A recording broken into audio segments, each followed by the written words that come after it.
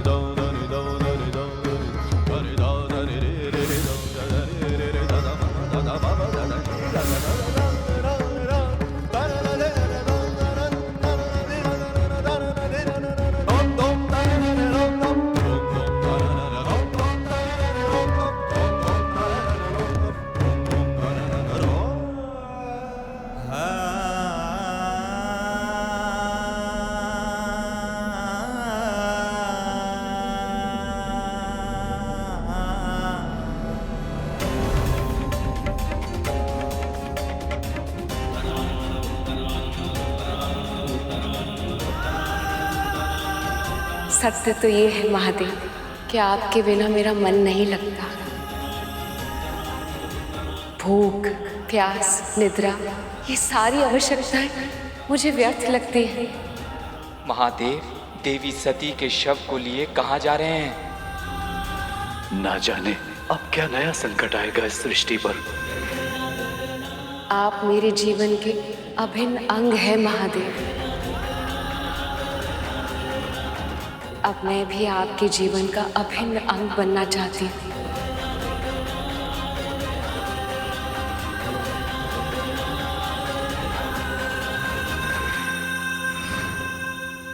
पर बहन, एक बात समझ नहीं आई, जब भोले बाबा ने सबको ठीक कर दिया तो फिर सती को काहे ठीक ना किया? क्योंकि देवी सती ने घोषणा की थी कि वो दाक्षायणी रूप में जीवित नहीं रहना चाहती थी। बिना आमंत्रण के अपने पिता के घर आने का हट करके जो उन्होंने अपराध किया था, उसके लिए उन्होंने अपने लिए यही दंड चुना था। ऐसे में महादेव को उनकी इच्छा का सम्मान तो करना ही था।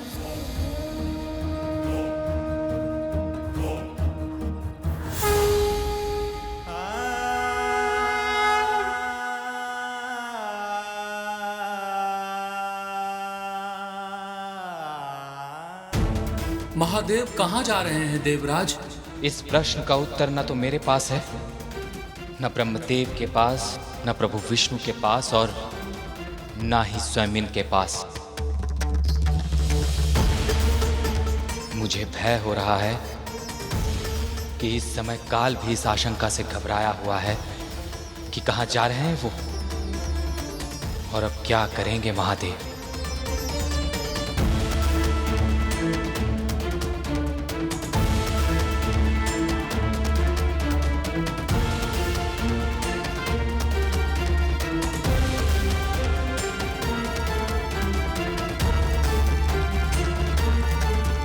अब तक मैंने केवल अर्पण किया है, पर अब स्वयं को समर्पण करना चाहती हूँ।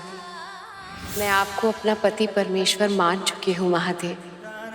क्या आप भी मुझे अपनी अर्धांगिनी के रूप में स्वीकार करेंगे? ये वरमाला केवल और केवल महादेव के गले में सुशोभित होगी। मेरी प्रेम की शक्ति महादेव को यहाँ तक लेकर आएगी। मेरे होते हुए आप कभी अकेली नहीं हैं सती। आप मेरा ही भाग हैं और मैं आपका।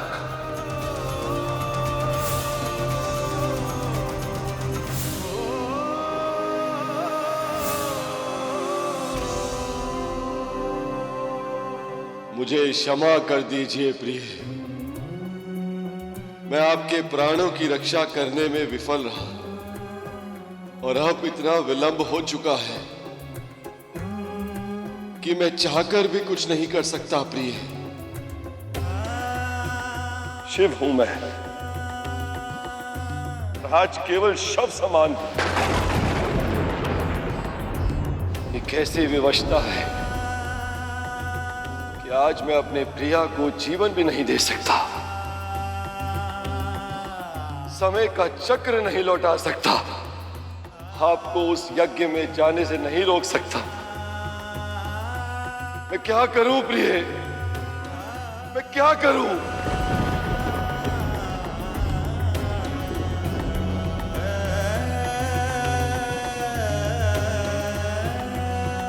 महादेव, मेरे स्वामी, आप मेरे बिना कैसे रहेंगे? अब कौन करेगा आपकी ये सेवा?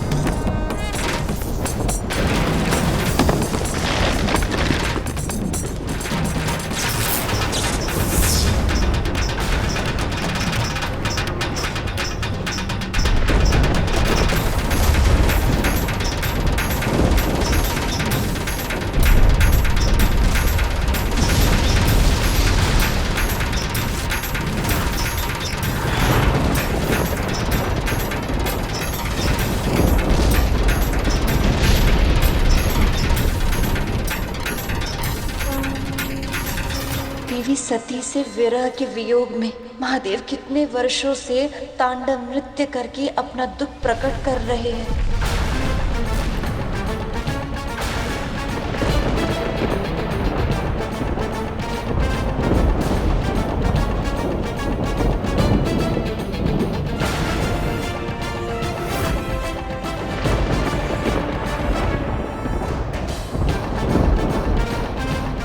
यदि महादेव ने अपना तांडव शीघ्र ही नहीं रोका तो घोर अनर्थ हो जाएगा।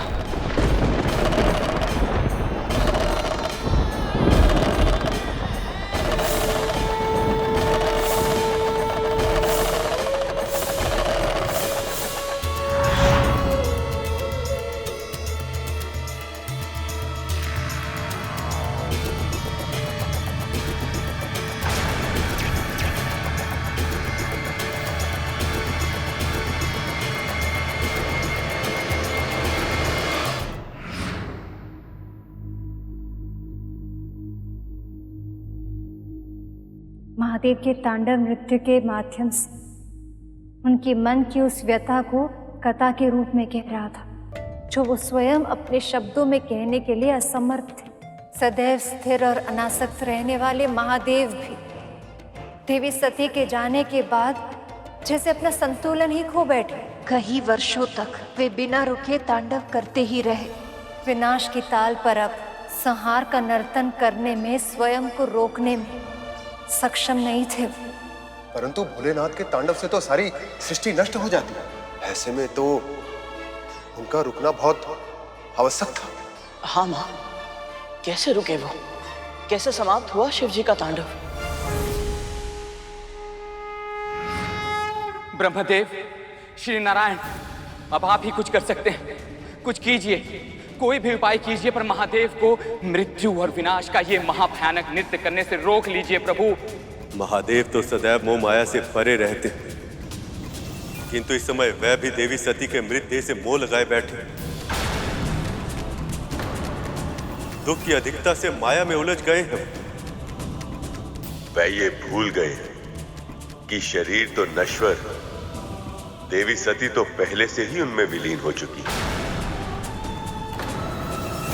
तो फिर उन्हें ये स्मृति दिलानी होगी।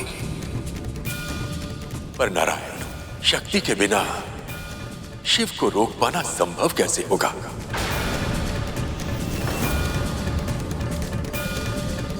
हे नारायण, अब तो आप ही से आशा है।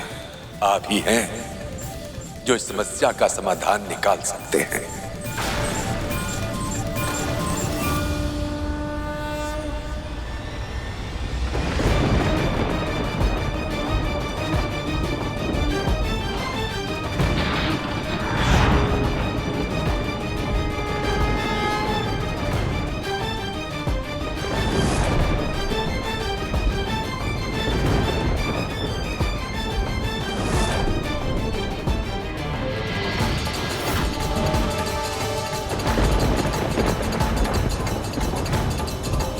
अपने आप को इतना कष्ट मत दीजिए सखा।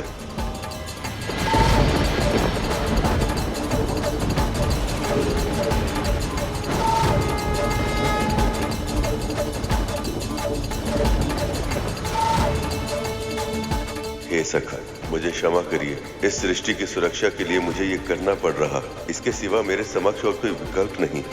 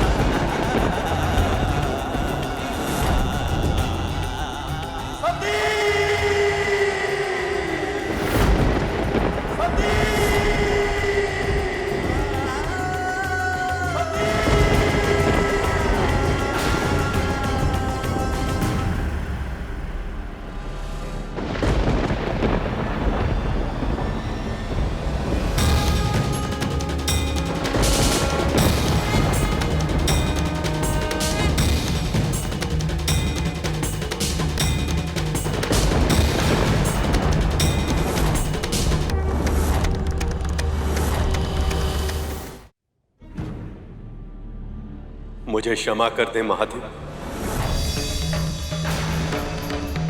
आपके तांडव के कारण संसार का विनाश हो रहा था, इसलिए प्राणी मात्र की रक्षा के लिए मुझे इतने कठोर निर्णय का आश्रय लेना पड़ा। देवी सती के देह के विभाजित खंड जहां जहां गिरे, वो सभी स्थान आज से शक्तिपीठ के नाम से जाने जाएंगे।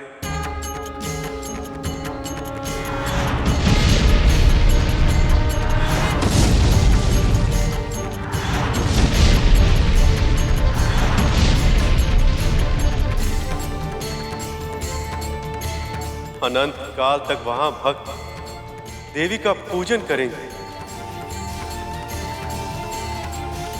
उनका स्मरण, उनका ध्यान, उनकी सेवा करेंगे।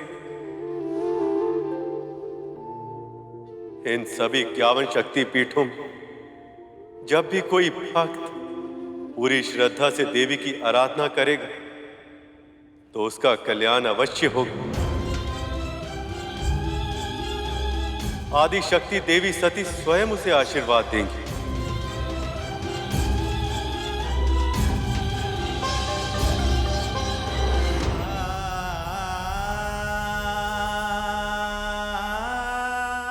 हमारा साथ बस इतना ही था महादेव।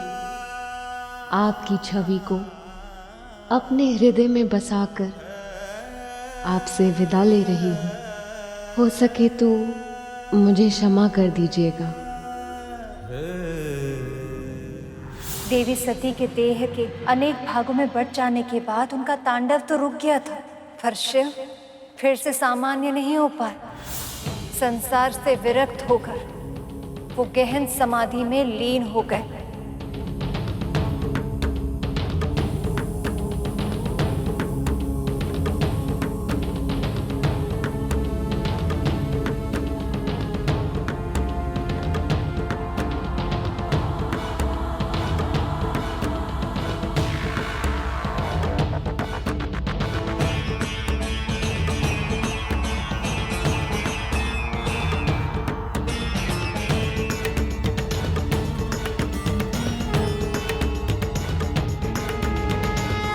शिव का इस तरह विरक्त होना संसार के लिए अच्छा नहीं था, क्योंकि शिव और शक्ति का संतुलन ही सृष्टि को संतुलन देता है। जब वो दोनों एक दूसरे से दूर हो गए तो सृष्टि शक्ति विहीन हो जाती है, पाप बढ़ने लगता है, बुराई प्रकट होने लगती है और विनाश निश्चित हो जाता है। इस बार भी शिव और शक्ति के अलग होने का परिणाम शीघ्र ही दिखने लगा। असुरों को फिर से उभरने का अवसर मिलने लगा। ऐसा ही एक महाशक्ति असुर था, तारकासुर। अन्य असुरों की तरह उसने भी वरदान की शक्ति पाने के लिए ब्रह्मदेव की भीषण तपस्या की।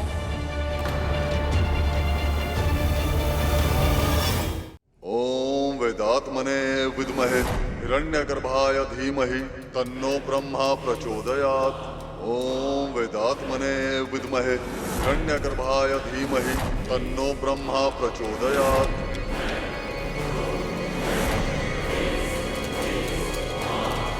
ओम वेदात्मने विद्महे हिरण्यगर्भाय धीमहि तन्नो ब्रह्मा प्रचोदयात्। तुम्हारी तपस्या पूर्ण हुई तारकासुर।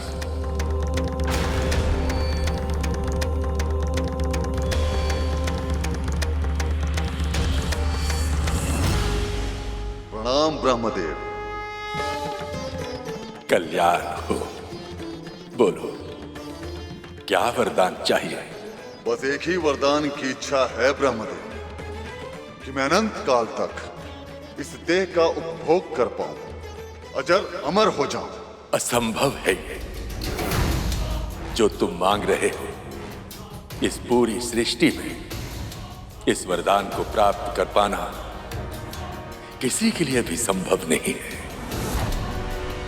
अमरता का वरदान छोड़कर कोई और वर मांग लो।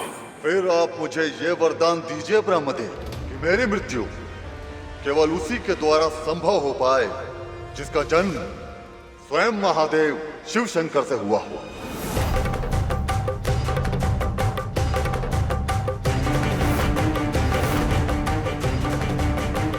तथास्तु।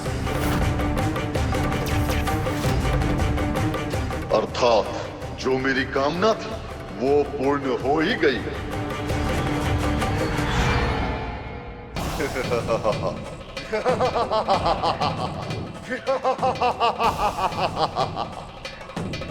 ना चाहते हुए भी आपने मुझे अमर बना ही दिया ब्रह्मदेव। शिव शंकर की पत्नी भस्म हो चुकी है और शिव संसार से विरक्त होकर गहन समाधि में जा चुके हैं।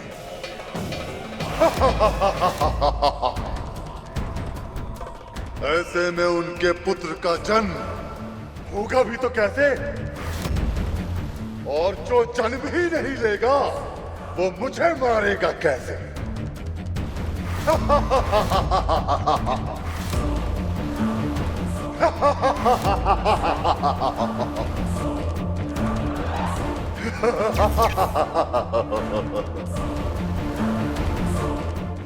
पर बहन, ब्रह्मा जी ने तारकासुर को ऐसा वरदान ही काहे दिया? हाँ, हम भी यही सोच रहे हैं भैया जी कि ऐसा वरदान देने की आवश्यकता ही क्या थी। हाँ प्रभु, उन्होंने तारकासुर को मना क्यों नहीं किया? क्योंकि भगवान भी भक्ति की शक्ति से बंधे हुए होते हैं। ब्रह्मदेव को भी तपस्या के नियम का पालन तो करना ही था। तारकासुर की भक्ति से विवश होकर उसे वरदान तो उन्हें देना ही था। पर जब भगवान किसी को ऐसा वरदान देते तो भले ही कुछ समय के लिए उसका प्रभाव नकारात्मक क्यों ना हो, पर अंत में वही वरदान संसार के कल्याण का कारण बन जाता है। और यहां भी ऐसा ही हुआ। ब्रह्मदेव से आशीर्वाद लेकर तारकासुर भी दुष्टता की सभी सीमाएं पार कर रहा था और पूरे संसार में अपना वर्चस्व फैला रहा था। सभी देवगण उसके अत्याचार से परेशान थे।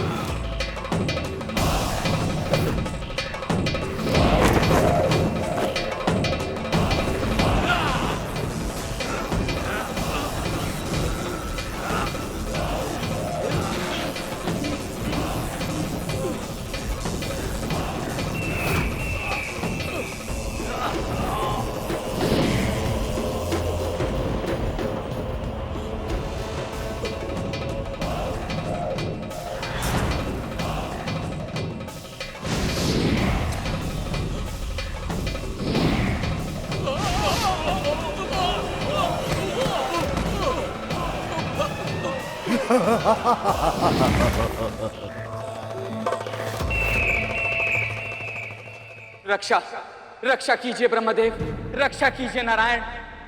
तारकासुर का उत्पात बहुत बढ़ गया है प्रभु। हमने बहुत प्रयास किया परंतु हम सब मिलकर भी उसे रोकने में विफल रहे। असुर राज तारकासुर की, महाबली तारकासुर की, असुर राज तारकासुर की, महाबली तारकासुर की। हमें स्वर्ग से निष्कासित करके उस तारकासुर ने स्वर्ग के सिंहासन पर अपना अधिकार कर लिया है प्रभु।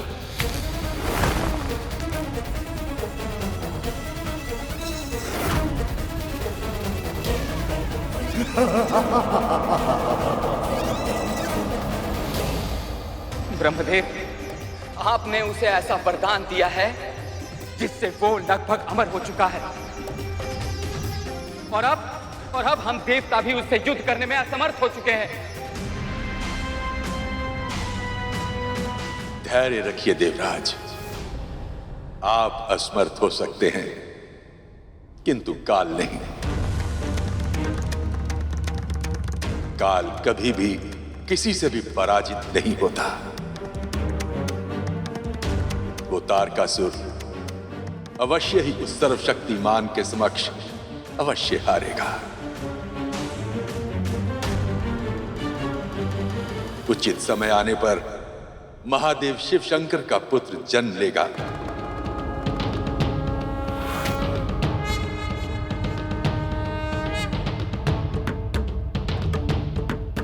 और तारकासुर का अंत अवश्य करेगा। पर यह कैसे संभव है ब्रह्मदेव? देवी सती महादेव में लीन हो चुकी हैं और महादेव समाधि में हैं।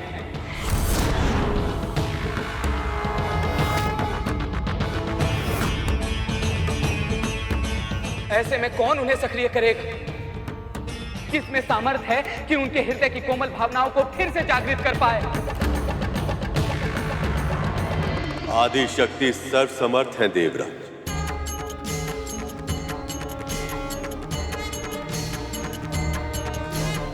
वह एक बार फिर से जन्म लेंगे, एक बार फिर से शिव और शक्ति का मिलन होगा।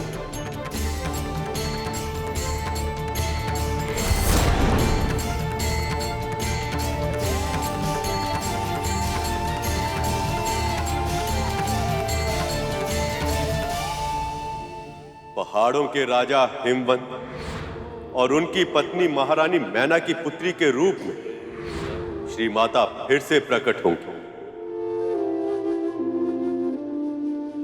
उचित अवस्था प्राप्त करने पर वह महादेव से विवाह करेंगे।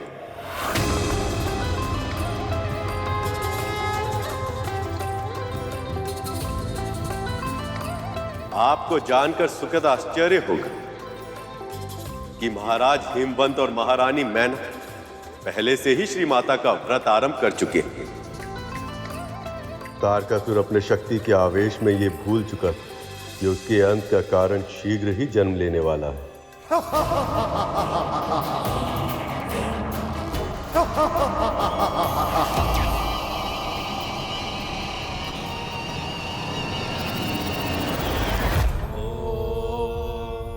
श्री मात्रे नमः। ओम श्री मात्रे नमः। ओम श्री मात्रे नमः। ओम श्री मात्रे नमः। महारानी मैना और महाराज हिमवंत दोनों आदि शक्ति की पूजा करते थे। हर माह के दोनों अष्टमी का व्रत रखते थे और नवमी में सुहागन स्त्री की पूजा करके उन्हें सुहाग और श्रृंगार की वस्तुएं दान करते थे। इसे सुवासिनी पूजा कहा जाता है और जो भी दंपत्ति इस पूजा को पूरे मनोयोग से करती है उनके घर कन्या रूप में श्री माता आदि लक्ष्मी स्वयं जन्म लेती। एक और दोनों महाराज और महारानी ये महान व्रत पूरे विधि विधान के साथ कर रहे थे, पर उसी समय दूसरी ओर तारकासुर का आतंक बढ़ता जा रहा था।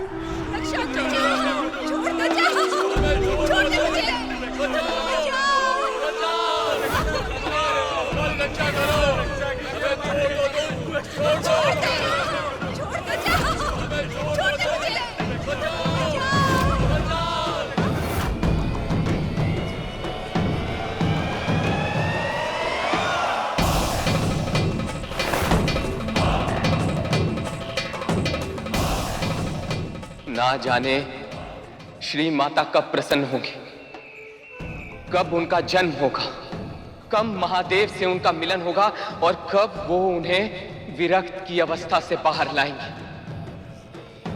कब उनके पुत्र का जन्म होगा और कब होगा इस दुष्ट अत्याचारी तारकासुर का अंत।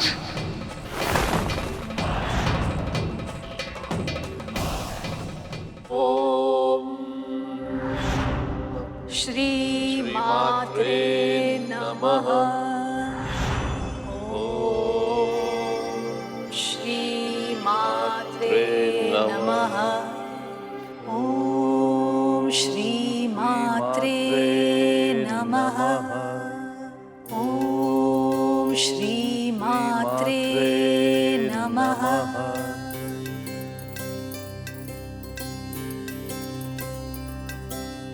बड़े प्रयत्न और भक्ति के बाद मां आदिशक्ति ने मैना देवी और महाराज हिमवंत को दर्शन दिया।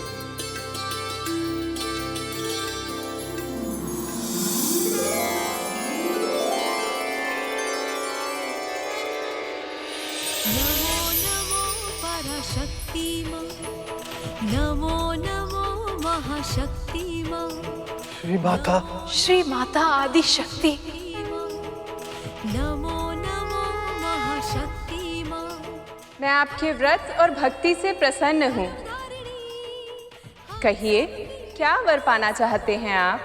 श्री माता, हमें संतान की इच्छा है, पर मैं आपसे 4 विनती करना चाहती हूँ। मेरी पहली विनती ये है कि मुझे ऐसी पुत्री चाहिए जिसमें तीनों लोकों के संचालन की शक्ति हो। मेरी दूसरी विनती ये है कि मेरी पुत्री त्रिशक्तियों में सर्वोपरि हो। अपनी तीसरी विनती के रूप में श्री माता, मैं चाहती हूँ कि मेरी पुत्री ही महादेव शिव शंकर की पत्नी बने।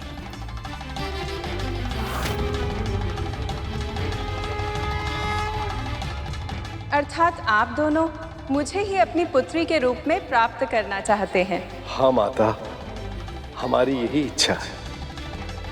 और चौथी विनती वो क्या है देवी? श्री माता, हम चाहते हैं कि हमारी पुत्री के जन्म से पहले हमारे 100 पुत्र जन्म लें, ताकि हमारी पुत्री के जन्म के बाद उसे 100 भाइयों का स्नेह मिल सके।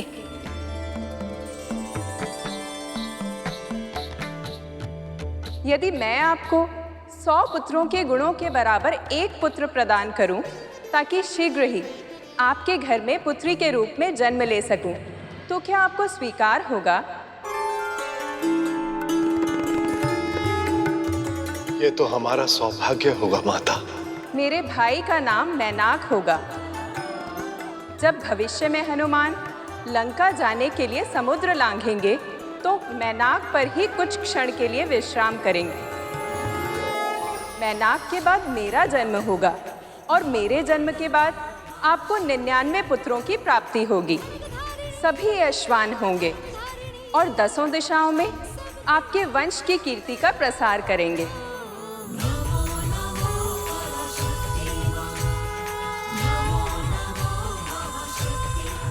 इस प्रकार आदिशक्ति के वरदान के फल स्वरूप महारानी मैना के घर मैनाक का जन्म हुआ और फिर शीघ्र ही आदिशक्ति के जन्म का समय भी आ गया।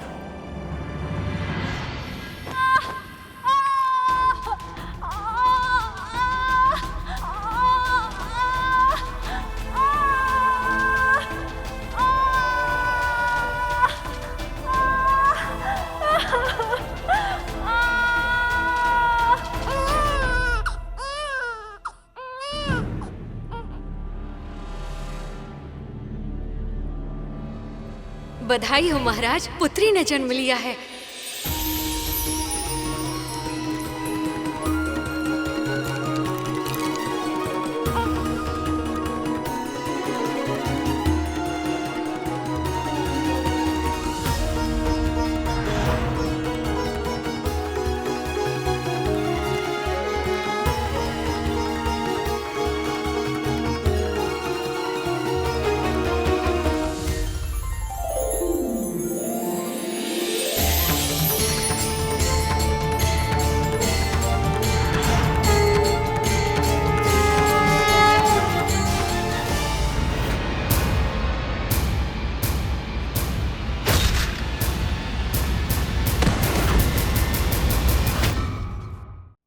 चैत्र माह की शुक्ल पक्ष की नवमी तिथि को मध्य रात्रि में मृगशीरा नक्षत्र में श्री माता का जन्म हुआ।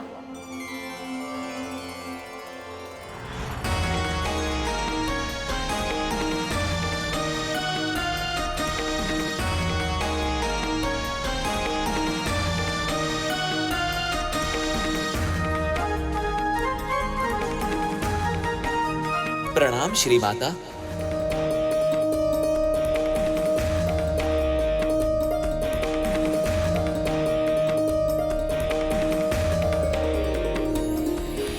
आपकी पुत्री श्याम वर्ण की है, इसलिए इन्हें काली के नाम से पुकारा जाएगा।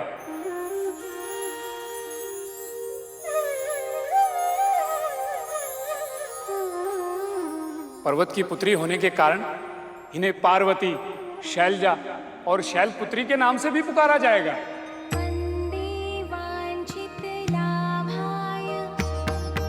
बड़ी होकर एक निश्चित आयु प्राप्त करने के पश्चात जग पिता महादेव शिव शंकर की अर्धांगिनी बनेंगी।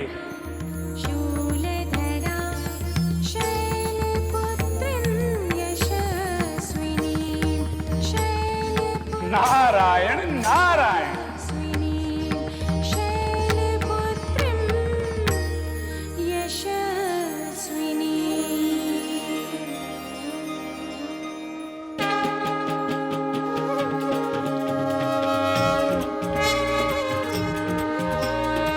मैं धन्य हो गया श्री माता, धन्य हो गया। माँ शैलपुत्री की जय। माँ शैलपुत्री की जय। माँ शैलपुत्री की जय। शैलपुत्री की जय। शैलपुत्री की जय। महाराज हिमवंत और महारानी मैना ने पुत्री के जन्म के लिए बहुत अधिक प्रार्थना की थी और इसीलिए उन्हें माँ ललिता के अवतार के माता पिता बनने का सौभाग्य प्राप्त हुआ। और सत्य तो ये है कि जब किसी साधारण दंपत्ति को भी कन्या रत्न की प्राप्ति होती है तो उसमें भी श्री माता का अंश होता है।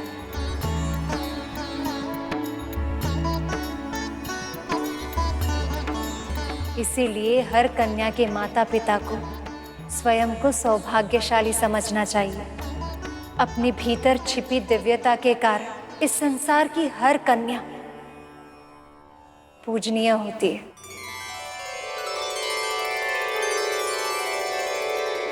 जो प्राणी किसी कन्या का पालन पोषण प्रेम से करता तो उसके सभी वंशजों को कई वर्षों तक अधिक से अधिक आशीर्वाद प्राप्त होता है।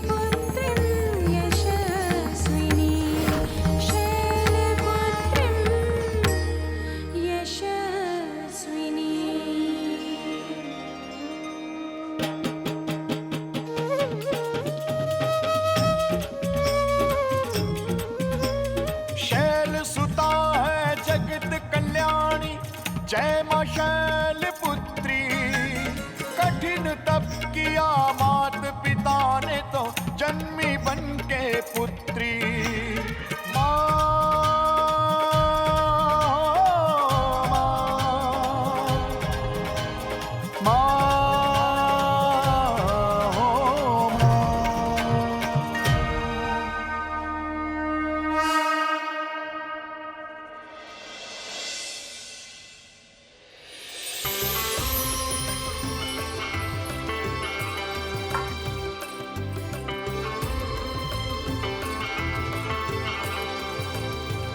हे मां शैलपुत्री, दर्शन दीजिए।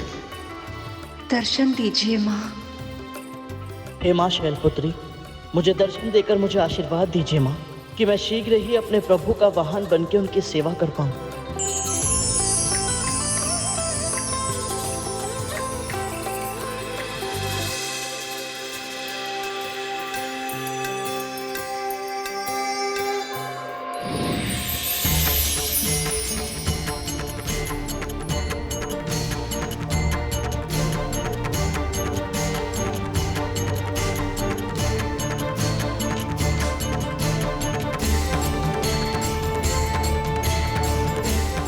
आप सबकी पूजा और भक्ति से प्रसन्न हूँ।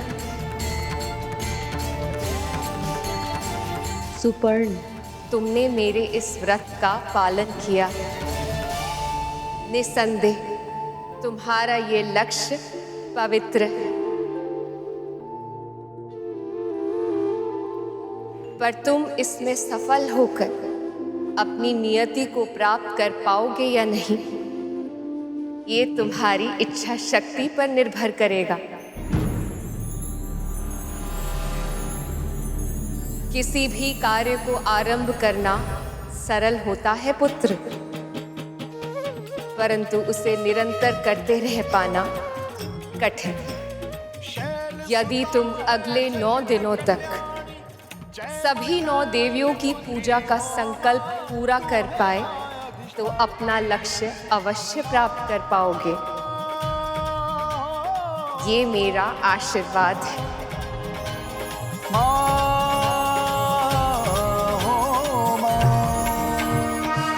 जब से हमारा पुत्र चला गया है, हमारा भक्ति से विश्वास ही उड़ गया था और पुत्र को वापस पाने की आशा भी हम खो चुके थे।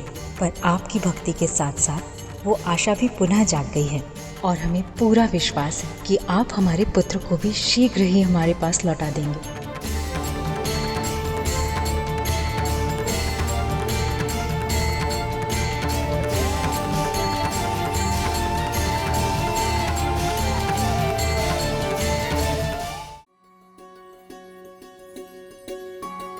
ये लीजिए माँ। बस गरुड़, अब और किसी वस्तु की आवश्यकता नहीं। जानते हो गरुड़, व्रत में ना कंदमूल जैसे लौकी, शकरकंद और शिंगाड़े के आटे से बना हुआ अन्न, ऐसा हल्का फुल्का भोजन किया जाता है। और वो भी दूध के साथ। प्रभु, प्रभु, आपने कष्ट क्यों किया? मुझे आदेश देते थे, मैं ले आता। यदि तुम ले आते तो मैं गौ सेवा के सुख से वंचित रह जाता। नहीं गरुड़, गौ माता को अपने हाथों से सहलाकर उन्हें पुचकार कर उनकी आज्ञा लेकर दूध धोने में जो आनंद आता है, किस अवसर को मैं अपने हाथ से जाने दूं, ये मेरे लिए संभव ही नहीं है। कृष्ण अवतार में लिए हुए सुख की स्मृति अभी भी आपकी आंखों में दिखाई देती है प्रभु। गरुड़, व्रत के अनुष्ठान के अनुसार स्वयं भोजन करने से पहले सभी को खिलाना होता है। अब एक बार भोजन हो जाए तो सबसे पहले मैं गृहस्वामी और गृहस्वामिनी को देकर आऊं। आज तो हमें बहुत आनंद आया। बहुत समय बाद माँ की कथा सुनी हमने। पूरे 12 वर्ष हो गए जी।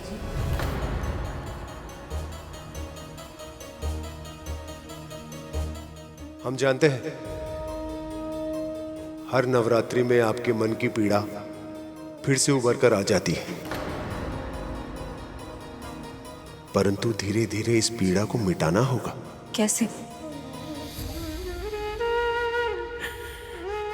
कैसे भूल जाए उसे जिसे 9 महीने अपने कोख में रखा है, जिसका पालन पोषण न केवल अपने दूध से बल्कि अपने रक्त से किया है, अपने प्राणों से अधिक जिसे प्रेम किया है, उसे कैसे भूल जाए जी? आप बतलाइए, क्या आप भूल सकते हैं वो दिन जिस दिन आपके हृदय का अंश आपको और हमें छोड़कर न जाने कहां चला गया? बतलाइए ना, करिएगा ऐसा।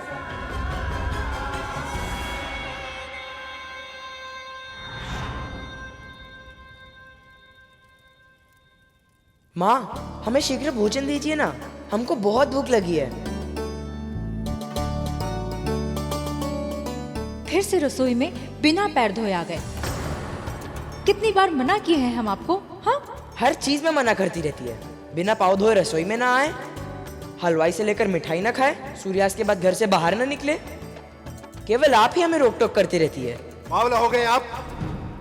आपको कितनी बार समझाया हमने, आप अपनी माँ से इस प्रकार बात ना किया कीजिए। समझ नहीं आती आपको? यदि माँ आपको किसी काम के लिए मना करती है तो आपके भले के लिए ही करती होगी ना। हम अब बड़े हो चुके हैं, आप दोनों हमेशा मुझे डांटते रहते हैं। आपको ये बात समझ में नहीं आती है क्या कि हम अपना भला बुरा समझने के सक्षम हो गए हैं? ठीक है, हमको भी नहीं रहना यहाँ पर। अरे पुत्र, रुकिए, कहाँ जा रहे हैं? कम से कम भोजन तो करके जाइए। डांट खा ली है और भूख नहीं है। हर बात पे रोक टोक करती हैं, डांटती फटकारती है और फिर प्रेम करने का स्वांग भी करती है।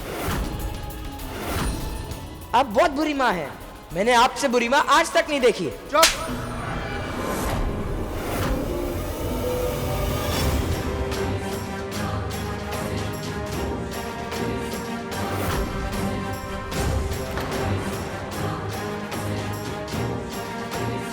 अरे रहने दीजिए। क्रोध शांत होगा तो लौट आएंगे, ना तो कहां जाएंगे इतने बड़े संसार में।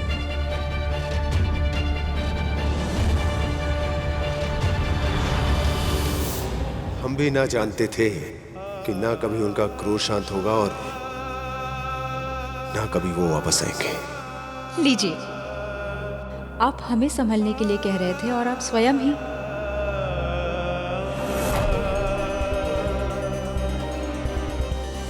पुत्र के जाने के दुख में इन दोनों ने उत्सव मनाना ही छोड़ दिए थे, इसलिए हम यहाँ आए हैं भक्ति पर इनका विश्वास वापस लाने।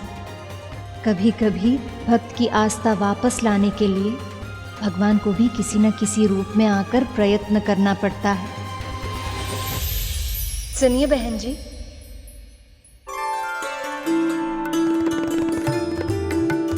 अरे बहन जी आप, वो क्या है ना, हम आप दोनों के लिए प्रसाद लेकर आए थे। ये लीजिए। इस सब की क्या आवश्यकता थी? अरे आवश्यकता तो हमारी थी, जिन्हें आप लोगों ने इतनी सरलता से पूरी कर दी। ये तो केवल स्नेह है। अब आप इतने स्नेह से लाई हैं तो मैं इसे ले लेती हूँ। आप लोग इसे चख के देख लीजिए ना कि भोजन ठीक बना या नहीं, नमक अधिक है या कम है। वो क्या है ना, इन्हें परोसने से पहले मैं भोजन सुधार लूंगी। जी, आप भीतर आइए।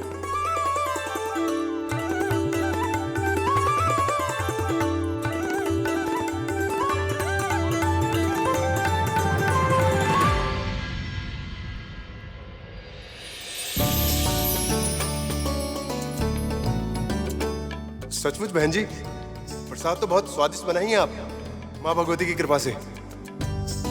धन्यवाद। आज नींद बहुत अच्छी आएगी।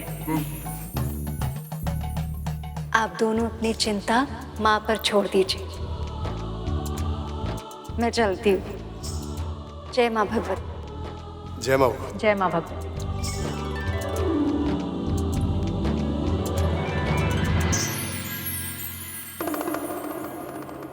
मूषक जी, प्रसाद तो केवल बहाना था। मामी श्री के शास्त्री जी के घर जाने का उद्देश्य तो उनके दुखों का कारण जानना था, ताकि वो उनकी सहायता कर सकें। और इसी उद्देश्य से मामा श्री और मामी श्री उन्हें नव दुर्गा की कथा सुना रहे हैं, ताकि उनके सारे दुख दूर हो सकें।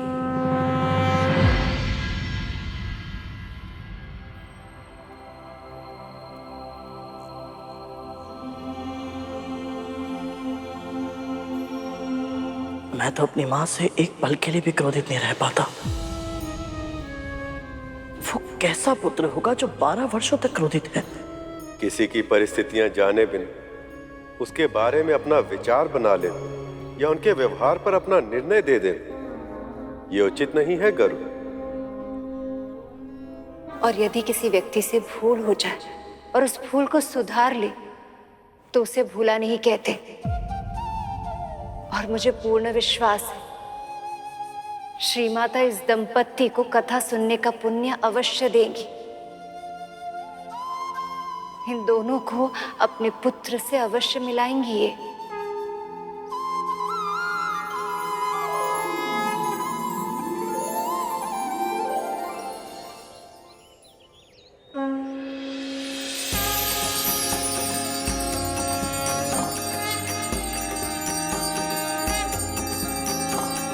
अभी तक नहीं आए वो।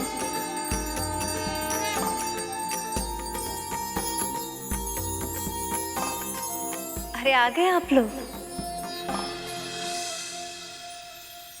कल आप कथा ही इतनी सुंदर सुनाए थे बहन जी कि आज हम दोनों अपने आप को रोक ही नहीं पाए।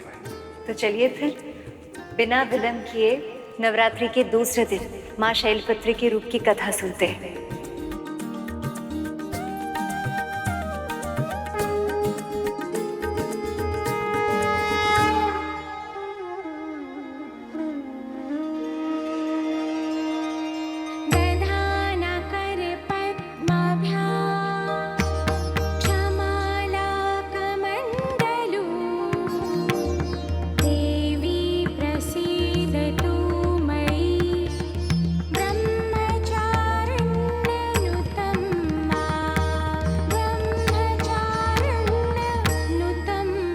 ब्रह्म का अर्थ होता है वेद तत्व तपो ब्रह्म, अर्थात वेद तत्व और तप ही ब्रह्म है।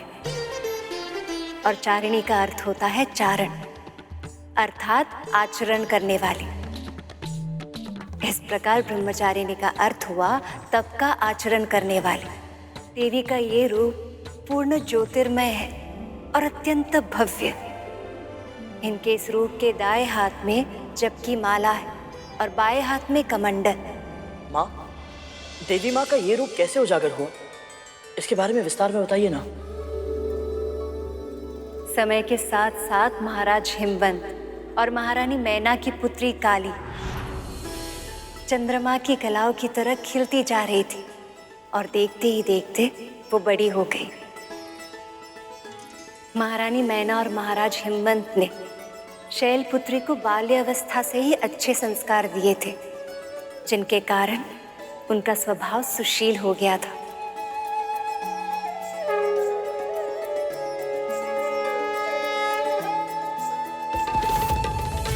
महारानी मैना ने छोटी अवस्था से ही उन्हें तरह तरह के व्रत और अनुष्ठान करना सिखाया था, ताकि शैलपुत्री को वो पति की प्राप्ति हो जिनके लिए उनका जन्म हुआ था।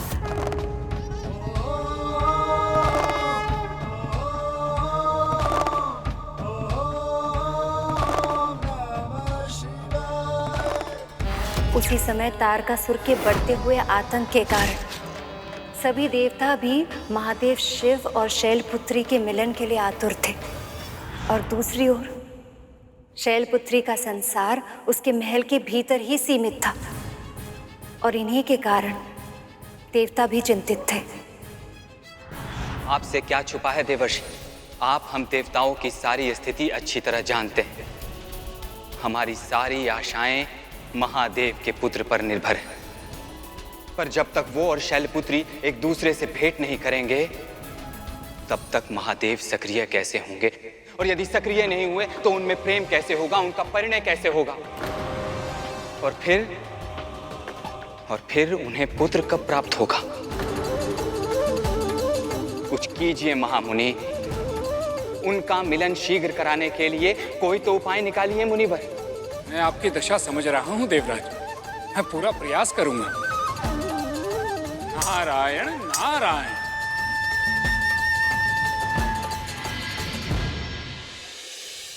नारायण नारायण।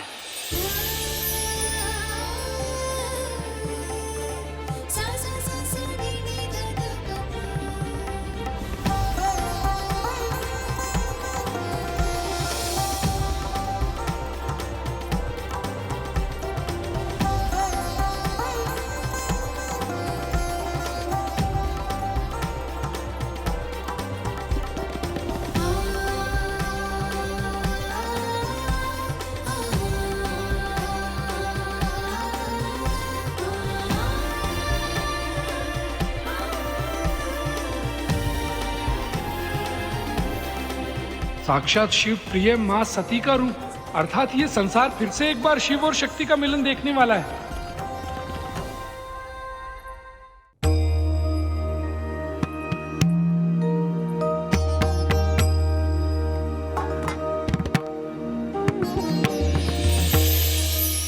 आज्ञा दीजिए मुनिवर, आपके चरण प्रखार कर मैं आपका स्वागत करना चाहती हूँ। ये क्या कर रही हैं देवी आप? मैं तो एक साधारण मुनि हूँ। आप तो महामुनि हैं, मैं तो केवल साधारण सी कन्या हूँ। आपको ज्ञात नहीं है देवी कि आप स्वयं महाशक्ति का रूप हो। आपका आदर सत्कार करके मुझे आनंद भी मिलेगा और आशीर्वाद भी। आज्ञा दीजिए मुनिवर।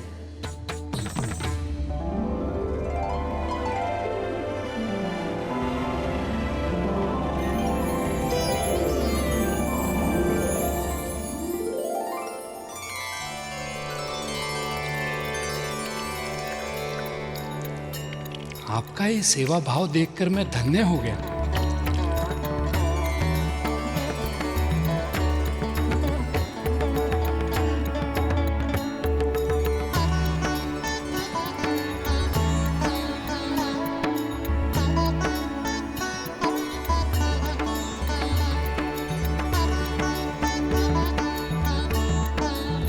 आइए मुनिवर।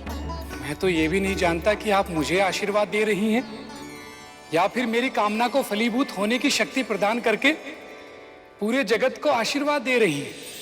परंतु मेरी कामना है आपका विवाह उन्हीं के साथ हो जिन्हें पति रूप में प्राप्त करने की इच्छा समय आपके हृदय में सहज रूप से प्रकट करे, जिनके लिए आपके हृदय में भाव अपने आप उत्पन्न हो। नारायण नारायण। आइए मुनिवर।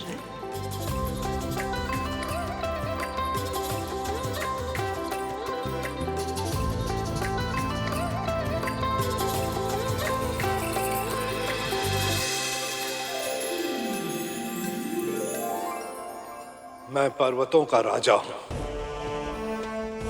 दूर दूर से ऋषि मुनि मेरे पर्वतों पर आकर तपस्या करते हैं।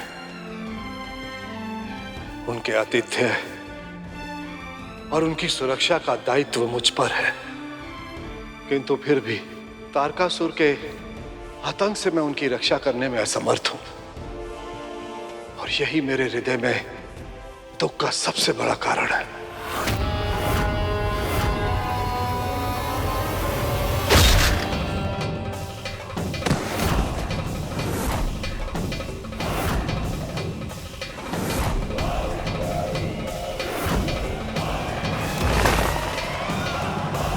इस तारकासुर ने तो उदंडता की सारी सीमाएं पार कर दी थी प्रभु। हर पापी की तरह तारकासुर भी अपने पाप का घड़ा भर रहा था, किंतु नियति ने उसके पतन की योजना पूर्व में ही निर्धारित कर ली थी। मैं जानता हूँ आपके सामर्थ्य में जो भी होगा उन ऋषि मुनियों पर होने वाले अत्याचार को रोकने के लिए वो सब आप अवश्य करेंगे, और मुझे इस बात पर पूर्ण विश्वास है। परंतु आज मैं इस बात पर विचार करने नहीं आया हूँ। श्री नारायण की कृपा से मेरे मन में शैलपुत्री के विवाह को लेकर विचार आया है। यदि आपकी आज्ञा हो तो। आप मुनिवर हैं, देव ऋषि हैं, उससे कुछ कहने के लिए आपको संकोच करने की आवश्यकता नहीं। आपके ही राज्य में इस महल के निकट एक गुफा है, और उस गुफा में एक दिव्य योगी समाधि लिए बैठे हैं। यदि आप अपनी पुत्री को उनकी सेवा में समर्पित करें तो उसका कल्याण अवश्य होगा। नारायण नारायण।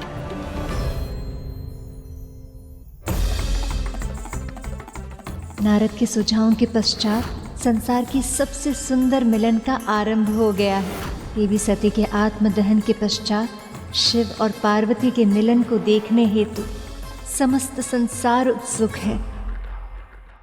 फूल जैसी कोमल है वो, आज तक एक पल के लिए भी कभी मुझसे दूर नहीं रही है।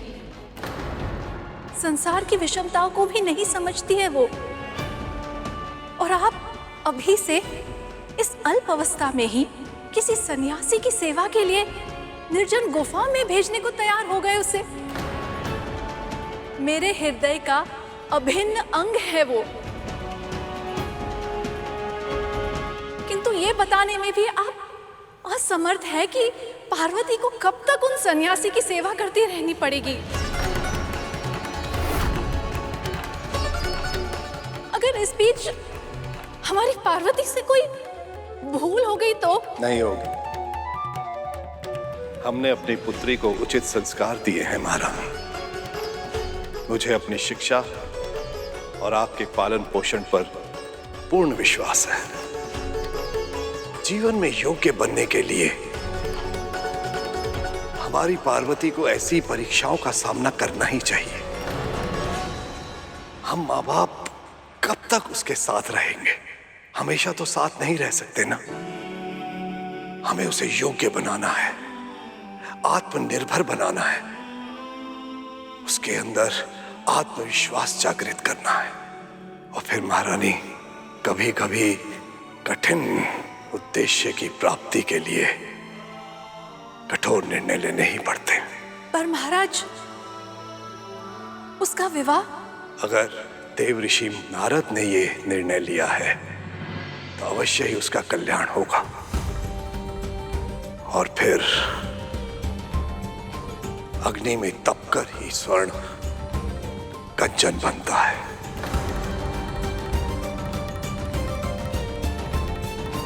इस ऋषि की सेवा करने से अवश्य मेरी पुत्री का भी उत्थान होगा और उसकी शादी शीघ्र ही शिव जी से हो जाएगी। इस कथा के आरंभ होने की प्रतीक्षा मैं भी आतुरता से कर रहा था।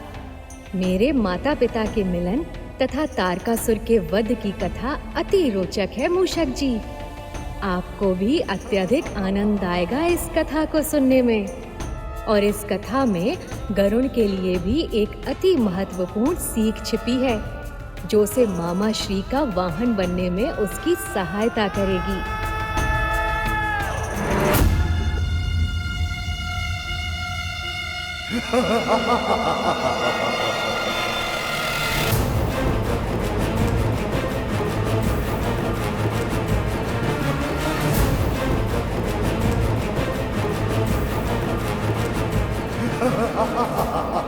माता पिता कभी अपने संतानों से दूर नहीं होना चाहते।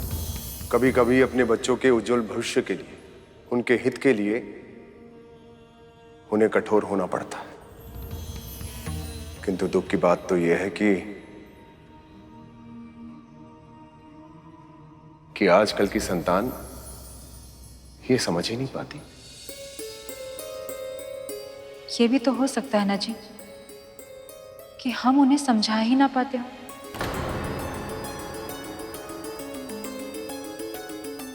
कठोरता के साथ साथ कोमलता का भी होना आवश्यक होता है। पालन पोषण में ये संतुलन हो, तभी संतान अच्छे संस्कार का महत्व जान पाते हैं और योग्य बन पाते हैं। माँ, जब देवी काली को इस बात का पता चला तो फिर क्या हुआ? जिनका गुणगान स्वयं महामुनि नारद करे, ऐसे दिव्य योगी की सेवा करना तो मेरे लिए सौभाग्य की बात होगी माँ। वो कौन है पिताजी? देवऋषि ने उनका नाम तो नहीं बताया, पर कोई बात नहीं, अब तो हम वहां जा ही रहे हैं, शीघ्र ही पता चल जाएगा।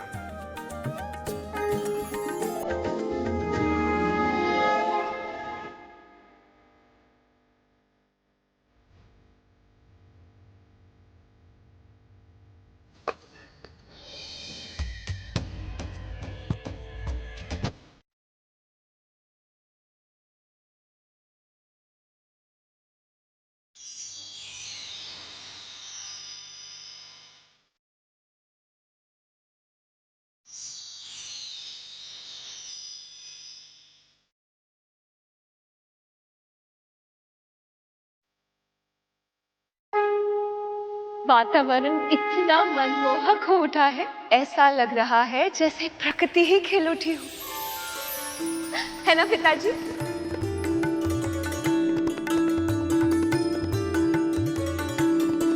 माँ का उत्साह मुझ में आशाएं जगा रहा है देवराज। देखिए कितनी प्रसन्न है वे। हाँ अग्निदेव, अब तो मुझे भी विश्वास हो चला है कि जब मां महादेव को देखेंगी तो शीघ्र ही उन्हें पहचान लेंगी।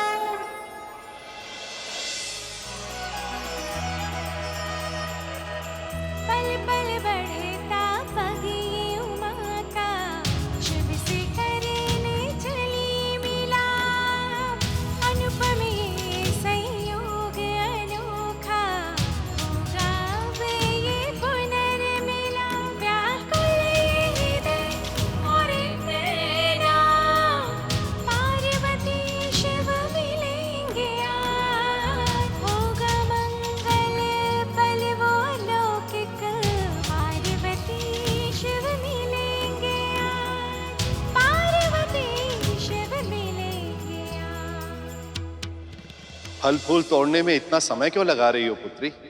पिताजी, आपने ही तो कहा था कि वो महाआत्मा कई समय से तपस्या कर रहे हैं। ऐसे दिव्य योगी को कुछ फूल अर्पित करने ही चाहिए। और हो सकता है यदि वो समाधि से जागे तो उन्हें तीव्र भूख लगी हो। ऐसे में मैंने सोचा कि कुछ फल और शहद साथ में रख लेना उचित होगा। किंतु अभी तक तो ये भी नहीं पता कि वो तुम्हें अपनी सेवा का आज्ञा देंगे भी या नहीं।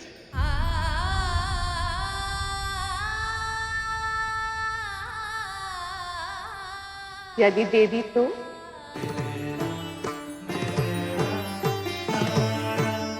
जिस क्षण से वो मुझे आज्ञा देंगे, उसी क्षण से मुझे उनकी सेवा करने के लिए तत्पर रहना चाहिए ना। सत्य तो ये है कि न जाने क्यों मुझे ऐसा लग रहा है कि मुझे अपने जीवन का उद्देश्य मिलने वाला है।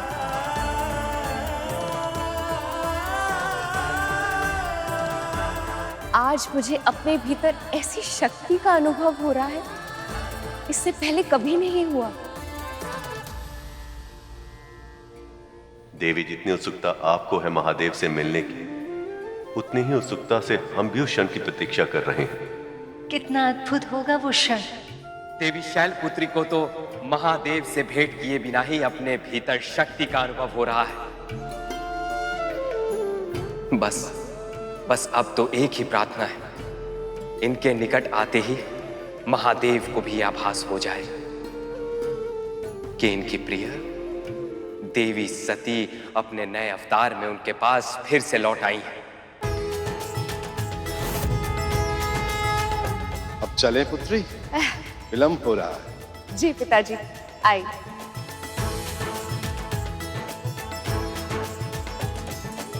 हर बीतते क्षण के साथ मेरा विश्वास और दृढ़ होता जा रहा है देवराज। ये दोनों जैसे ही एक दूसरे को देखेंगे, एक दूसरे में छिपे अपने अंश, अपने प्रेम को अवश्य ही पहचान लेंगे। और जब ऐसा होगा तो महादेव अवश्य ही सक्रिय हो उठेंगे।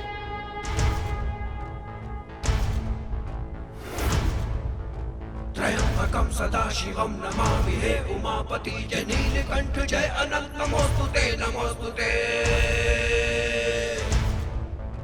हो भोलेनाथ भक्तों के हो कष्ट से निवारते, ये सृष्टि सारी संकटों से शिव ही है उबारते।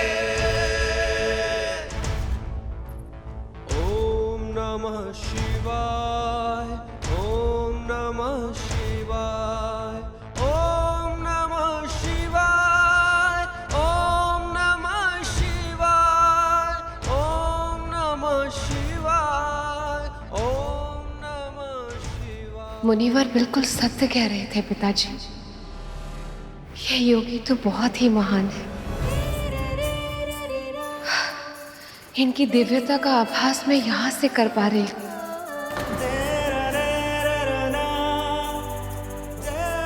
नारायण नारायण। ठहरो, तुम यहीं प्रतीक्षा करो, मैं मुनिवर के दर्शन कर उनकी आज्ञा लेकर आता हूं।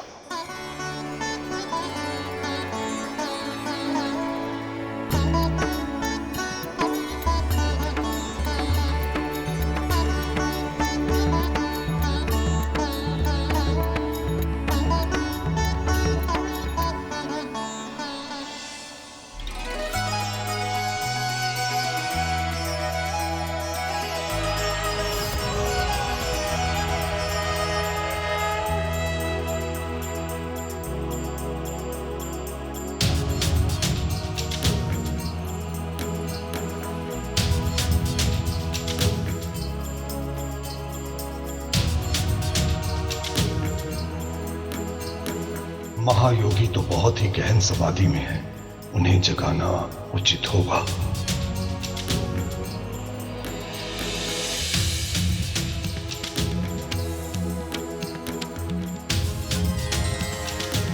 पिताजी को गए हुए कुछ ही क्षण हुए हैं, अभी से मुझे ऐसे लगने लगा है जैसे कितना समय बीत गया हो। अब और प्रतीक्षा करना मेरे लिए संभव नहीं हो रहा।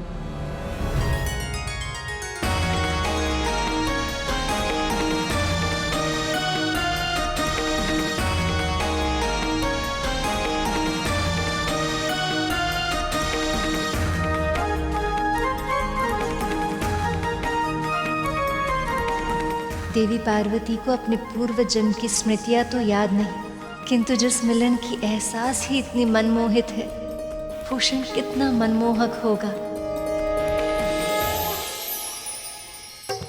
कर चरण कृतं वाकायजं कर्मजं वा श्रवण नयनजं वा मानसं वा पराधं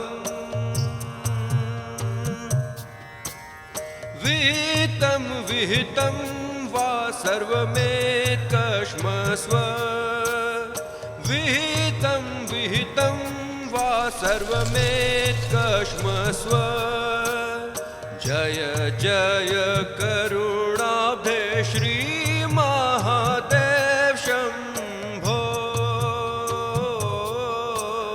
जय जय करुणाब्धे श्री महादेव शंभो।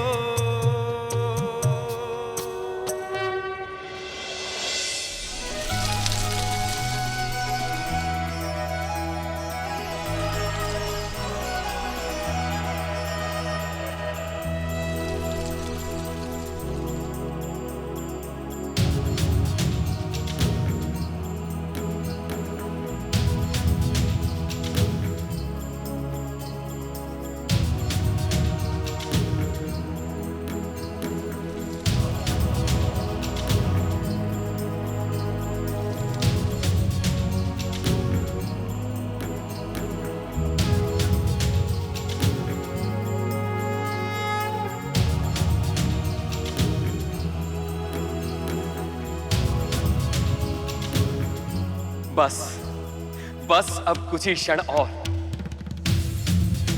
शीघ्र ही महादेव मां को पहचान लेंगे और शीघ्र ही होगा इस सृष्टि के कल्याण का आरंभ।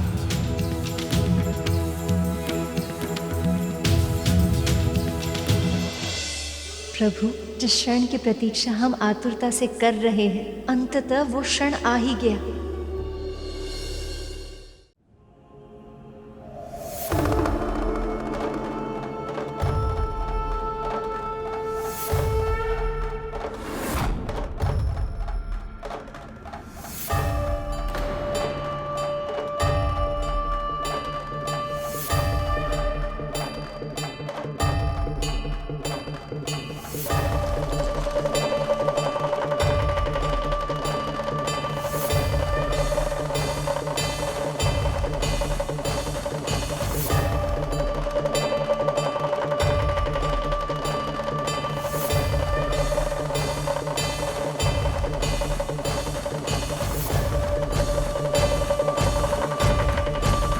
बहुत अधिक समय हो गया है। माँ और महादेव कब देखेंगे एक दूसरे को और कब पहचानेंगे एक दूसरे को?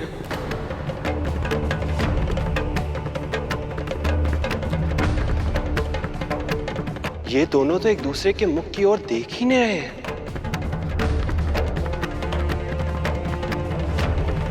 ना ही मां महादेव के चरणों से अपनी दृष्टि हटा रही हैं और ना ही महादेव पूर्णतः अपनी आंखें खोल रहे हैं।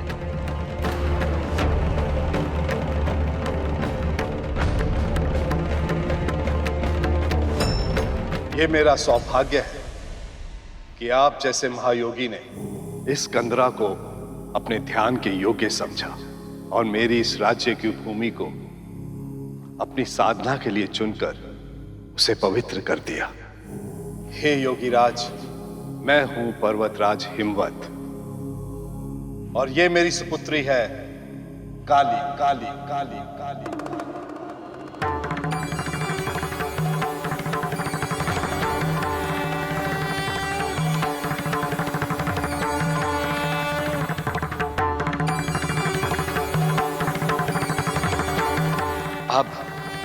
अब पहचानेंगे महादेव मां सती को। अब अवश्य ही उनकी उपस्थिति का आभास होगा इन्हें।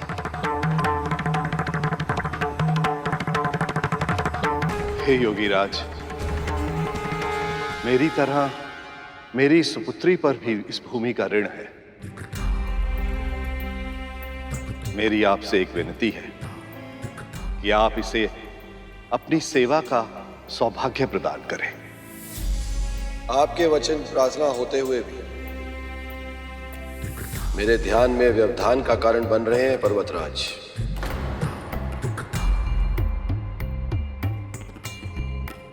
धन्यवाद, मुझे किसी की सहायता की आवश्यकता नहीं है।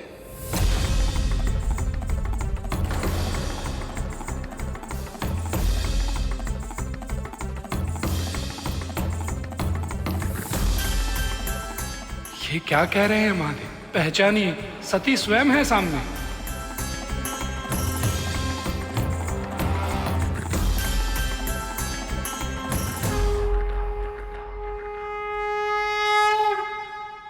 आपके वचन प्रार्थना होते हुए भी मेरे ध्यान में व्यवधान का कारण बन रहे हैं पर्वतराज। धन्यवाद, मुझे किसी की सहायता की आवश्यकता नहीं है।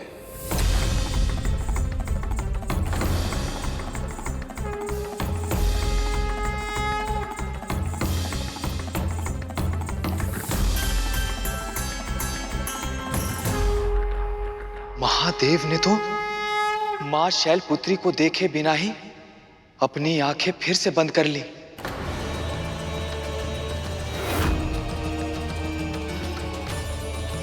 इन्हें तो सेवा करने से ही मना कर दिया। अब क्या होगा मुनिवर? यदि महादेव दृढ़ निश्चयी है तो शैलपुत्री भी शक्ति स्वरूपा है, और यदि शक्ति अपने मन से कुछ करना चाहे तो उन्हें कौन रोक सकता है? नारायण नारायण।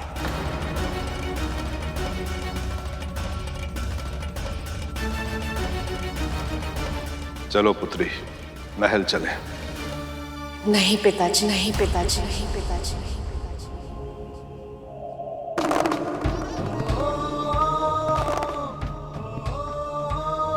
शैलपुत्री का स्वर।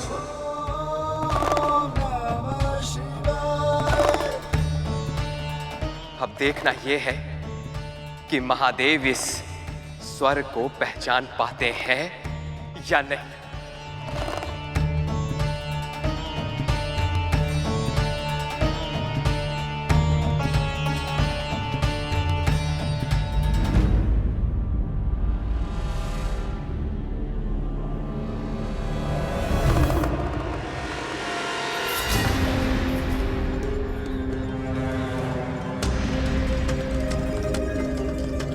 महादेव ने माता सती के स्वर को भी नहीं पहचाना। किंतु योगीराज अगर नहीं चाहते कि कोई उनकी सेवा करे तो तुम यहाँ रहकर क्या करोगी? भले ही इन्हें मेरी सेवा की आवश्यकता ना हो पिताजी, पर जब से मैं यहाँ आई हूँ और इनके कमल चरणों के दर्शन किए, न जाने क्यों मुझे ऐसा लग रहा है जैसे मेरी सौभाग्य का मार्ग इनके चरण धूलि से होकर ही निकलेगा।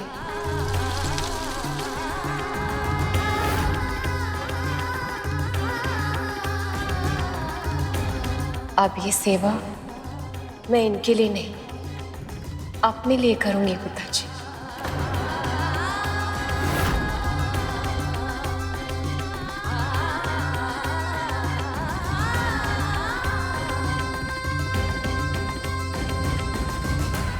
मेरी आपसे प्रार्थना है, मुझे यहीं रुकने दीजिए।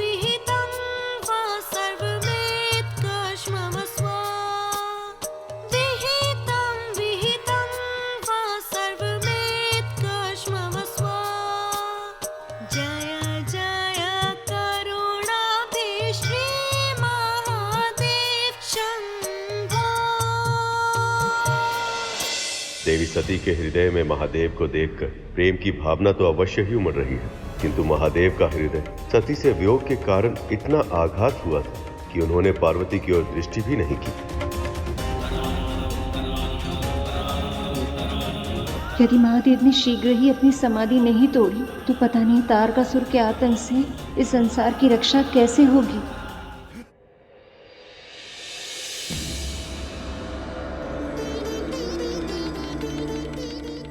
देवराज, देखा आपने? महाराज हेमवंत कंदरा से अकेले ही लौट रहे हैं। इसका अर्थ यह है कि शैलपुत्री ने कंदरा में ही रुकने का निर्णय लिया है। ये तो बहुत अच्छी बात है देवराज। निश्चित रूप से बहुत ही शुभ घटनाक्रम है ये, जब महादेव और माँ कंदरा में एक दूसरे के सामने होंगे तो दोनों साथी अपनी उपस्थिति का आभास पाने की, एक दूसरे को देखने की संभावना भी बढ़ जाएगी। और ऐसा होते ही शक्ति शिव को और शिव शक्ति को अवश्य पहचान लेंगे और उसके बाद सब कुछ ठीक हो जाएगा। सती के आत्मदाह के बाद महादेव केवल निष्क्रिय ही नहीं हुए, अपितु संसार से विरक्त भी हो गए और इन्हें इस स्थिति से बाहर लाने के लिए शैलपुत्री के लिए आसान नहीं होगा, क्योंकि माँ को तो पूर्व जन्म की कोई स्मृति ही नहीं है। वो तो ये भी नहीं जानती कि वो जिनकी सेवा कर रही हैं वो कौन है। नारायण नारायण।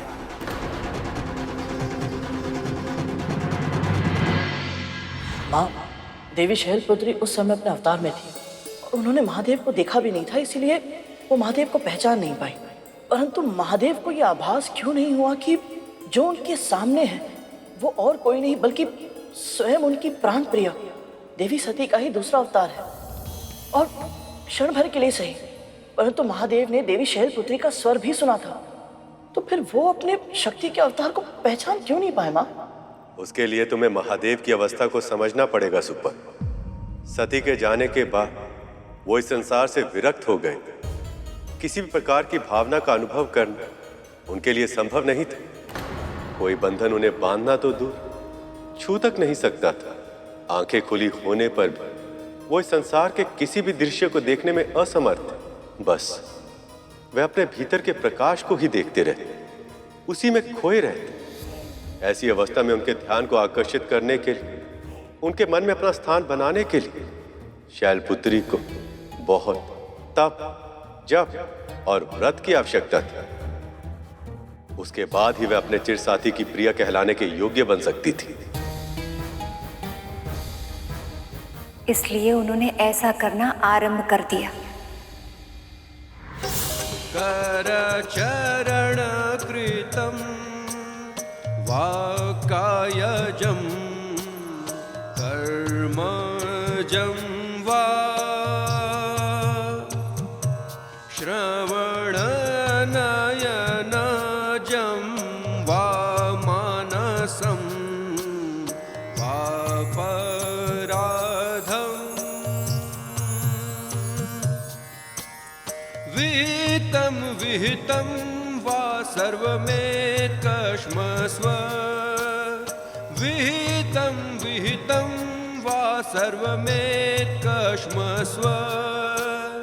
जय जय करुणाब्धे श्री महादेव शंभो जय जय करुणाब्धे श्री महादेव शंभो।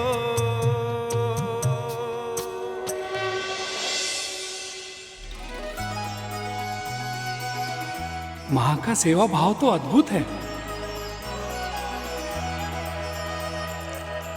पल पल बढ़ता पगी उमा का, शिव से करने चली मिला, अनुपम ये संयोग अनोखा, होगा वे ये पुनर्मिला, व्याकुल ये हृदय और नैना, पार्वती शिव मिलेंगे आज, होगा मंगल पल वो लौकिक, पार्वती शिव मिलेंगे आज, पार्वती शिव मिलेंगे आज। उमा समक्ष खड़ी और शिव ने आंखें जो मूंदी, दोनों हैं अनभिज्ञ और मिलाप अधूरी।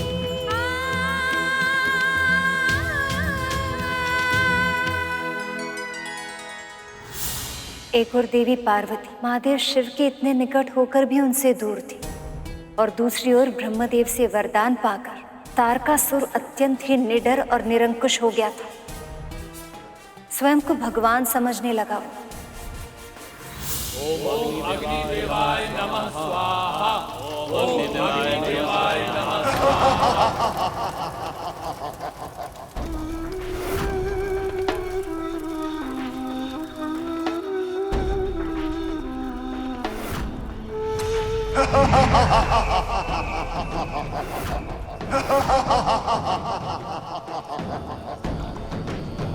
स्वर्ग का सम्राट कौन है ऋषियों? आप ही हैं स्वर्ग के सम्राट। आप ही हैं सम्राट। आप ही हैं सम्राट। तो फिर ये यज्ञ किसकी स्तुति के लिए होनी चाहिए?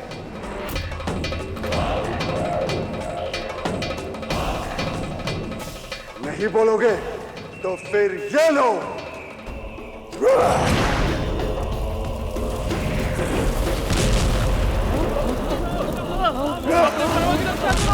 बचाओ, मारो यहाँ से।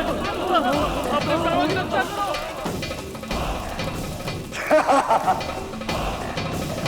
आपकी स्तुति के लिए। अपने प्राणों की रक्षा करना चाहते हो तो बोलो ओम तारकासुराय नमः।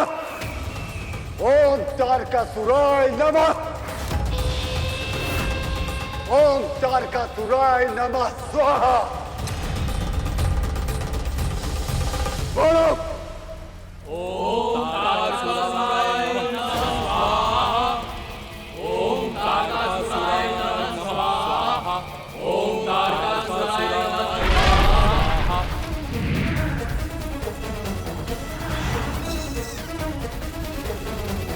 ओम तारकासुराय नमः स्वाहा।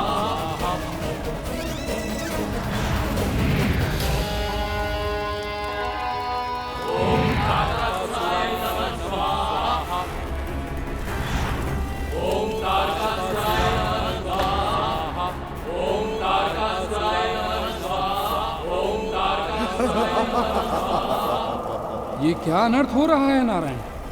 उत्तम, अति उत्तम। स्तुति रुकनी नहीं चाहिए।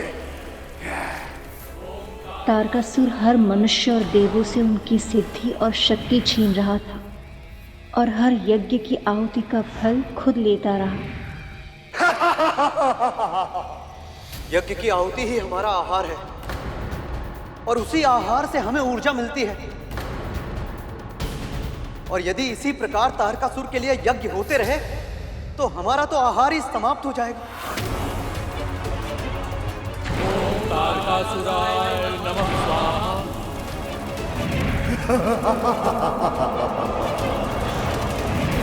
तारकासुर का अत्याचार दिन प्रतिदिन बढ़ता जा रहा है। इसका अंत केवल महादेव और पार्वती के मिलन से ही संभव हो सकता है।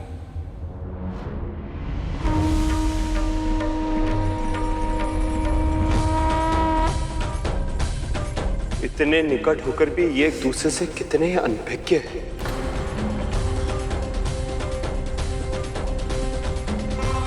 महादेव तो विरक्त थे ही, इनकी सेवा करते करते माता पार्वती भी इनकी जैसी ही हो गई।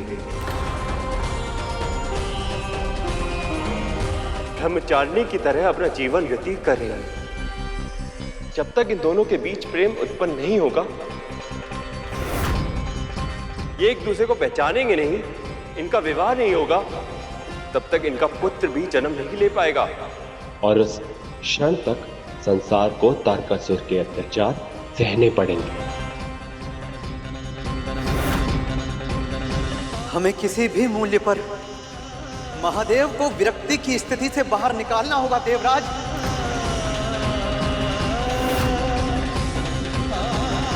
इस पूरी सृष्टि में केवल एक ही सामर्थ्यवान है जो इस कार्य को कर सकता है,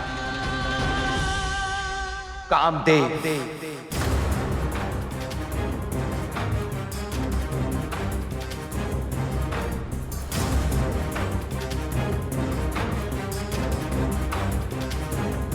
परंतु देवराज, क्या कामदेव मानेंगे?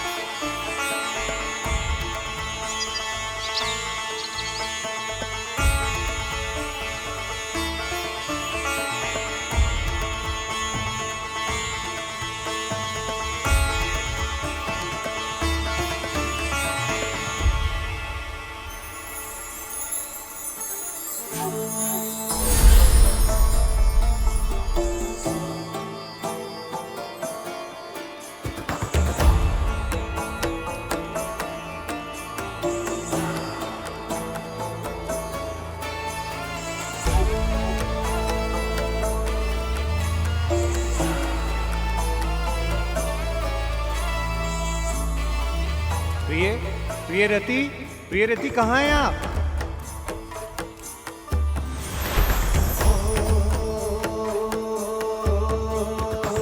कुसुम कली है, खिली खिली है, सुंदर छैल छबीली।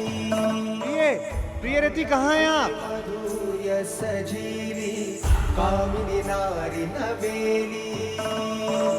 रंग रंगीले होठ रसीले नैन बड़े कजरारे एक झलक जो देखे कोई तनवर जीवन हारे।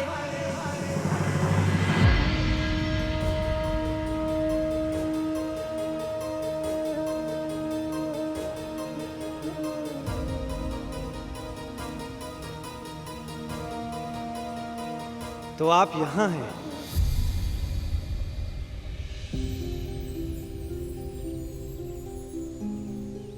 स्वामी आप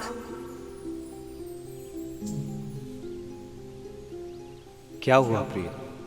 आपके मुख पर उदासी क्यों छाई है?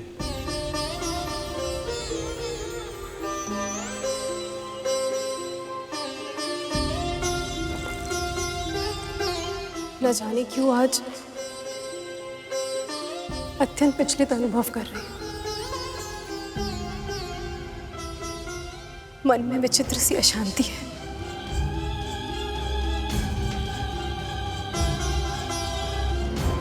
ऐसा प्रतीत हो रहा है जैसे कोई बहुत बड़ा अनिष्ट होने वाला। मेरी दाईं आंख भी फड़फड़ा रही है। बहुत चिंता करती हैं आप। जब तक हम आपके साथ हैं तब तक कोई अनिष्ट नहीं हो सकता। किंतु स्वामी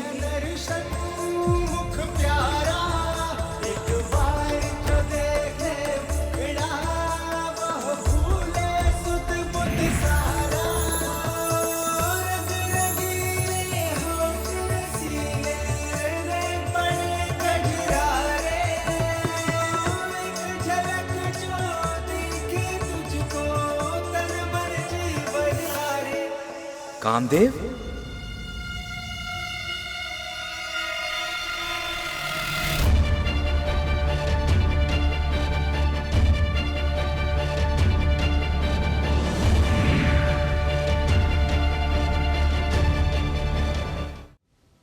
आपका स्वागत। प्रणाम देवराज। लगता है पूरी सृष्टि में बस आप दोनों ही हैं जिनके नित्य कर्म पर तारकासुर के अत्याचार का कोई प्रभाव नहीं पड़ा है। ऐसी बात नहीं है देवराज। मुझे जब भी अनुचित इच्छा का आभास होता है, उसके फलीभूत होने के कारण दुख, बुराई, अत्याचार को बढ़ता हुआ देखता हूं, तब मुझे बहुत दुख होता है। तो फिर उस दुख को दूर करने के लिए आप कुछ करते क्यों नहीं कामदेव? देवराज, जब आप सभी देवता मिलकर उसे नहीं रोक पाए, तो मैं उसे कैसे रोक सकता हूं?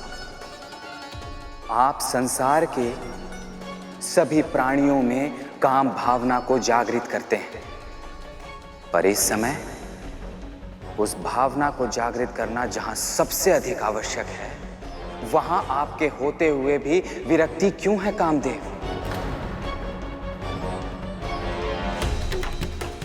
हमने देवर्षि नारद की सहायता से बहुत कठिनाइयों के बाद देवी पार्वती और महादेव को निकट पहुंचाने की व्यवस्था की थी, पर यदि महादेव समाधि से ध्यान हटाकर उनकी ओर देखेंगे नहीं, तब तक उनका मिलन कैसे होगा? उनका विवाह कैसे होगा? और फिर उस पुत्र का जन्म कैसे होगा जो तारकासुर का वध करने में सक्षम होगा? आप सीधे शब्दों में अपनी बात रखेंगे तो हमें भी समझने में आसानी होगी देवराज। क्या अपेक्षा है आपको मेरे पति से? आपको अपने कर्तव्य का पालन करना होगा कामदेव। महादेव को विरक्ति की अवस्था से बाहर लाना होगा,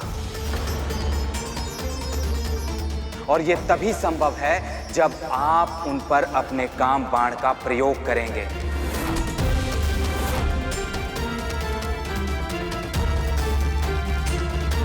नहीं देवराज, यह संभव नहीं। जब साधारण योगी भी अपने मन पर नियंत्रण पा लेता है, तब उन पर मेरा कोई प्रभाव नहीं पड़ता। और फिर आप जिनकी बात कर रहे हैं, वह तो आदि योगी हैं। स्वयं महादेव, मैं उनकी समाधि को कैसे भंग कर सकता हूं? यदि आप नहीं करेंगे तो फिर कौन करेगा कामदेव?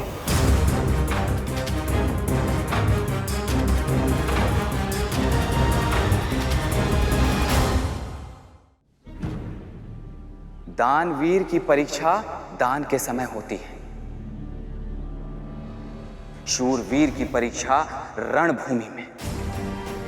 स्त्री की परीक्षा तब होती है जब उसका पति असमर्थ हो जाए, और मित्र की परीक्षा तब संभव है जब उसके मित्र पर विपत्ति छाई हो। हाँ, मैं मानता हूं कि मैं देवराज इंद्र हूं, पर आपके साथ सदैव मैंने एक मित्र के समान व्यवहार किया है।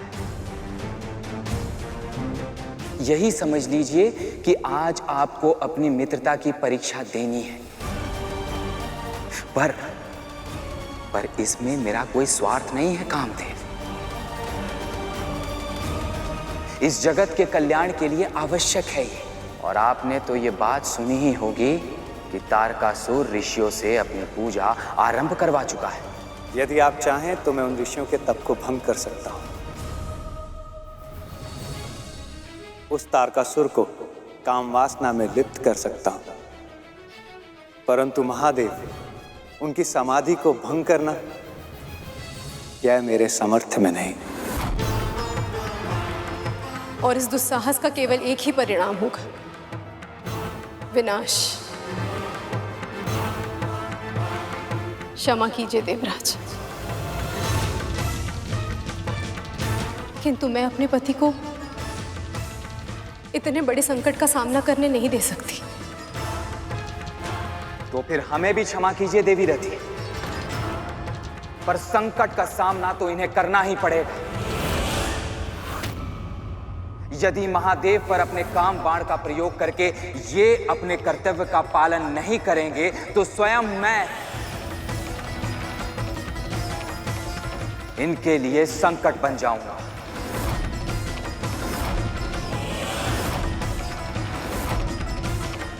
अभी तक एक मित्र की तरह इनसे विनती कर रहा था, पर अब देवराज होने के नाते मैं इन्हें आदेश दूंगा, और मेरी आज्ञा का ना पालन करने का केवल एक ही अर्थ होगा, दंड।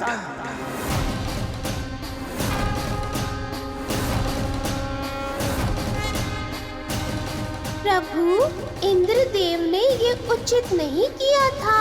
वो जानबूझकर कामदेव के प्राण संकट में डाल रहे थे। नहीं मूषक जी, देवराज जो कर रहे थे वो संसार के कल्याण हेतु कर रहे थे।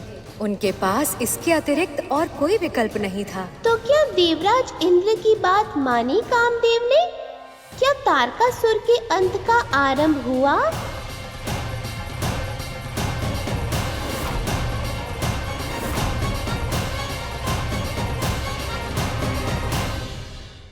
पक्षीराज गरुड़ के साहस भरे कारनामे देखने के लिए चैनल को सब्सक्राइब करें और साथ ही बेल आइकॉन दबाना न भूलें।